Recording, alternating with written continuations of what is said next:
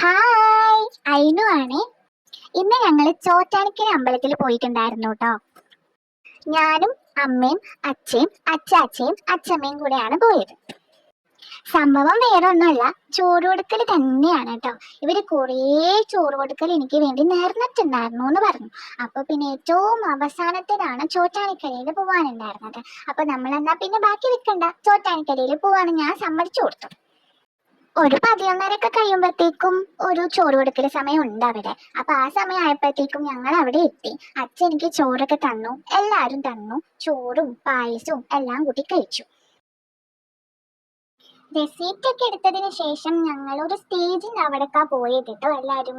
അപ്പൊ ഒരു മണി അടിക്കുന്ന സമയമാകുമ്പോൾ ആ സ്റ്റേജിൽ എല്ലാരും നിരന്നിരുന്ന് ചോറ് കഴിക്കും. അങ്ങനെയാണ്.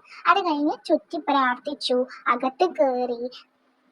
ചോറ് കൊടുക്കുന്നതിൽ രണ്ടുപേർക്ക് നേരെ കയറാട്ടോ, ക്യൂവിൽ നിൽക്കണ്ട.